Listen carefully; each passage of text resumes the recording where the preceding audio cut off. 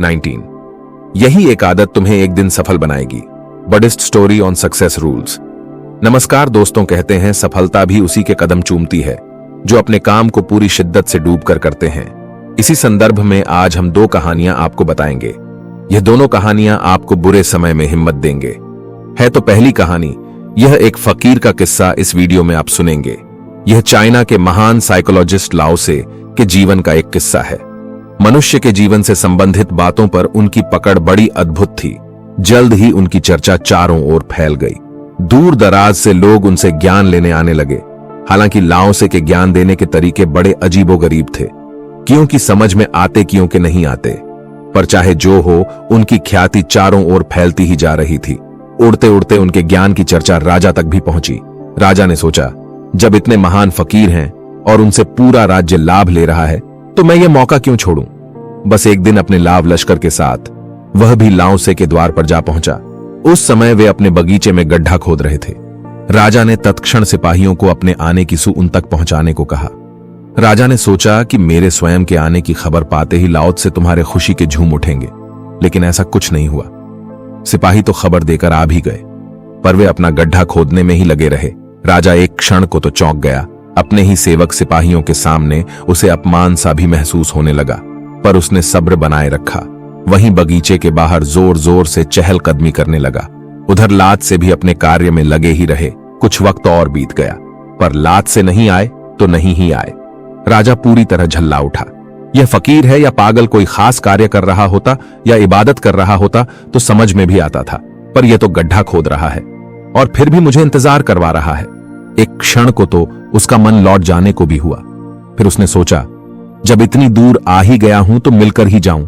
बस मारे बेचैनी कि वह और तेज कदमों से चहलकदमी करने लगा। उधर लाउद से भी पक्का फकीर था। उसका अब भी अपनी पूरी तल्लीनता से गड्ढा खोदना जारी ही था। लेकिन इधर बीतते समय के साथ अब राजा को क्रोध भी पकड़ने लगा था। वह लौट जाना भी चाहता था, पर अब उसको जिज्ञासा ने जकड़ लिया था। वह अब लात से के इस व्यवहार का राज जाने बगैर जाना नहीं चाहता था। आया था ज्ञान लेने, लेकिन चूंकि ज्ञान देने वाला ही उसे पागल जान पड़ रहा था, तो ऐसे में अब ज्ञान वगैरह में उसकी रुचि बने रहने का सवाल ही नहीं उठता था। अब तो वह सिर्फ यह जानने को रुका हुआ था कि आखिर फकीर यह सब कर क्यों रहा है। यहां राजा इन्हीं सब उधेड़बुन में खोया रह गया और उधर लावत से महाराज अपना कार्य सलकर आ भी गए। उन्होंने आते ही राजा का स्वागत किया, इंतजार करवाने हेतु क्षमा मांगी और हाथों हाथ भीतर चल आराम से विराज का निवेदन भी कर डाला। लेकिन राजा क्रोध में था। उसने लात से के आग्रह को कोई तवज्जो नहीं दी। उल्टा वहीं खड़े खड़े उसने उन पर सीधा क्रोध उड़ेल हुए कहा, आया था ज्ञान लेने पर, अब मुझे ज्ञान की कोई दरकार नहीं। मुझे यह बताओ कि एक साधारण से कार्य के लिए तुमने मुझे इतना इंतजार क्यों करवाया। प्रश्न सुनते ही लाओ से ने एक क्षण को सीधे राजा की आंखों में झांका, फिर एकदम हंसते हुए बोले, जहां तक कार्य के मामूलीपन का सवाल है तो कोई भी बड़ा या छोटा नहीं होता है, और जहां तक ज्ञान का सवाल है तो वह तो तुम ग्रहण करना चाहो या नहीं, पर अपनी ओर से तो मैं तुम्हें दे ही चुका हूं। दे चुका राजा और बुरी तरह चौंक गया। अभी तो बातचीत ही नहीं हुई है, अभी तो मैंने कुछ पूछा भी नहीं है, और यह कहता है कि ज्ञान तो वह दे चुका है। यह पक्का पागल है। फिर भी राजा की उत्सुकता तो जागी ही हुई थी। ऊपर से ज्ञान दे देने वाली बात कर उन्होंने राजा को एक नई उत्सुकता और पकड़ा ही दी थी। अब तो वह इस सोच में भी पड़ गया था कि क्या वाकई यह पागल है भी या बन रहा है, क्योंकि यदि पूरा गांव इसे पहुंचा हुआ फकीर मानता है तो फिर पूरा गांव तो पागल हो नहीं सकता। वैसे हो भी सकता है, मनुष्यों का क्या भरोसा। सो फैसला तो करके ही जाना है। लावत से पागल है या गांव या दोनों या कोई नहीं। सो बस इस उधेड़बुन से निकलने हेतु अब की उसने बड़ी संजीदगी से फकीर से पूछा, बताइए आपने क्या ज्ञान दिया। जब से आया हूं तब से आप गड्ढा ही तो खोद रहे हैं।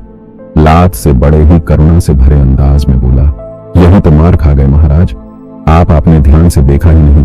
दरअसल मैं गड्ढा खोद नहीं रहा था, बल्कि उस दरमियान गड्ढा खोदने की क्रिया हो चुका था।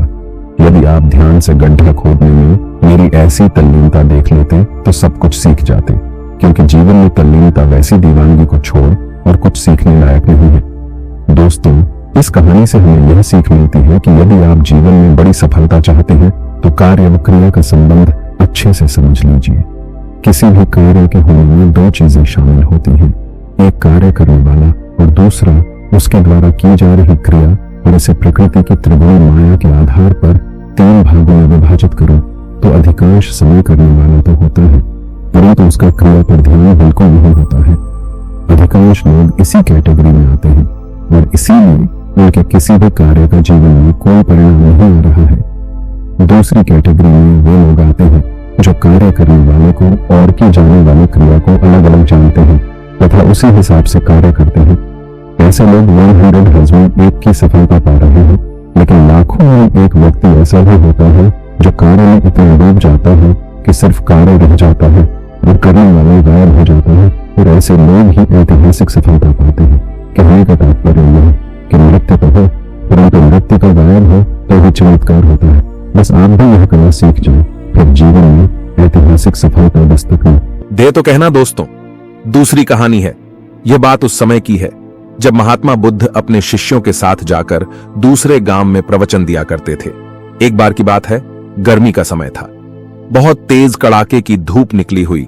महात्मा बुद्ध और उनके शिक्षित किसी गांव में प्रवचन देने जा रहे हैं। उन सभी शिष्यों को गर्मी लग रही थी।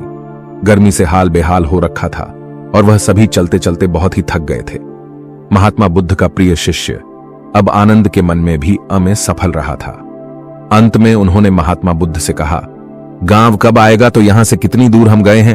तो वहीं क्षेत्र में एक व्यक्ति ने उस व्यक्ति को कहा कि हम उनसे दूरी पूछ लेते हैं कि बुद्ध ने हामी भरी और साथ चलेंगे।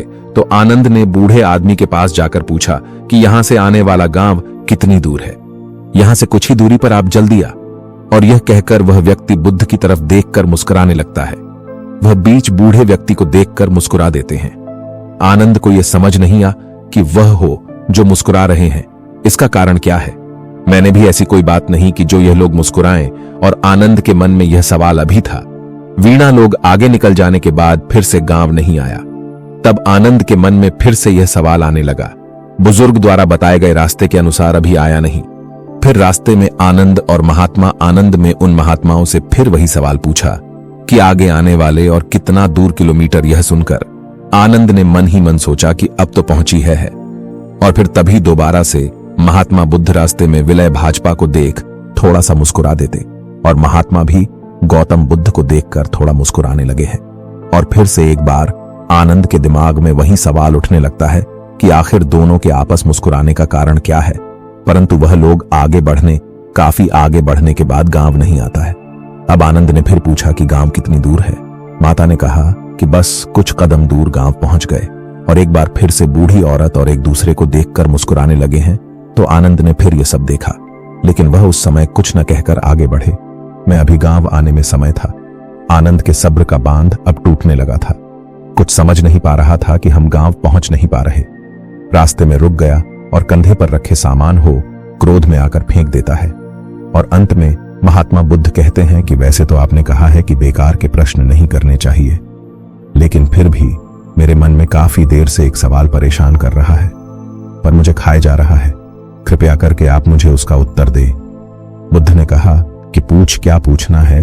कि आनंद कहते हैं कि हम जिससे भी रास्ता पूछ रहे वह हमें बस थोड़ी दूर कहकर आगे बढ़ाया जा रहा है, और आप कभी उन्हें देखकर मुस्कुराते हैं तो कभी उन्हें देखकर हंसते हैं, और वह भी आपको देखकर हंसते। इस चीज को कृपया मुझे समझाइए, पर यह भी बताइए कि हम गलत रास्ते पर तो नहीं चल रहे हैं। तभी भावना आ रहा, पर इतना समय लग रहा है। बुद्ध आनंद की बात सुनकर कहते हैं कि हनी, हम बिल्कुल सही रास्ते पर जा रहे हैं, और जिस रास्ते से हम गांव जा रहे हैं वहां के लोग मुझे पूछते, क्योंकि मैं पहले भी इस गांव में जा चुका हूं और मुझे इस राह की दूरी भी पता, और यहाँ के लोग भी यह बात जानते हैं, और इसलिए वह लोग फिर से मुझे जाते देखा कि पहचान देख मुस्कुरा रहे हैं। और जिस तरह हम लोगों को उनके लक्ष्य प्राप्ति के लिए उन्हें उपदेश देते हैं और उन्हें अपने जीवन के पथ पर सफलता हेतु निरंतर चलने को प्रेरित करते हैं कि बिल्कुल उसी तरह राह में मिले। हर एक व्यक्ति हमें हमारे कार्य पथ, हमारे मंदिर की ओर निरंतर बढ़ते रहने का उपदेश और राहत देते जा रहे हैं, ताकि हम अपनी मंजिल दूर सही समय पर पहुंच सके। बुद्ध चाहिए। बात सुनकर आरंभ का राह उठे और सभी एक बार फिर से गांव की ओर निकल पड़ते, और कुछ समय बौद्ध गोलू वहां पहुंच जाते हैं। इसलिए दोस्तों, जिस तरह बुद्ध और उनके शिष्यों को रास्ते में कई लोग मुझे जो उन्हें मार्ग जाने के लिए प्रेरित करते हैं, ठीक उसी प्रकार हमारे जीवन में भी अपने किसी न किसी रूप में प्रेरणा मिलती रहती है। बस फर्क यह है कि हम उसे पहचान पाते हैं या नहीं, हमेशा याद रखेंगे तो जीवन में आगे बढ़ने के लिए अवसर हर किसी को भी, साथ ये हमारे ऊपर है कि हमें उस अवसर को पहचानता आगे बढ़ना है और हाथ आए मौके को हाथ से जाने नहीं देना है। और साथ ही हमेशा अपनी मंजिल के प्रति धैर्य बनाकर, बेशक उसे मिलने में समय लगे, कठिनाई का सामना करना पड़े, लेकिन एक नई मंजिल जरूर ने। और जब अब हम उसे प्राप्त कर लेंगे तो सभी मार्ग से मिली कठिनाई को भूल जाएंगे और उस जीत की खुशी को महसूस कर ले। इसलिए धैर्य और शांति बनाए रखें, यह सफलता की सबसे महत्वपूर्ण और कुंजी है। यह कहानी आपको कैसी लगी कमेंट करके जरूर बताएं। धन्यवाद।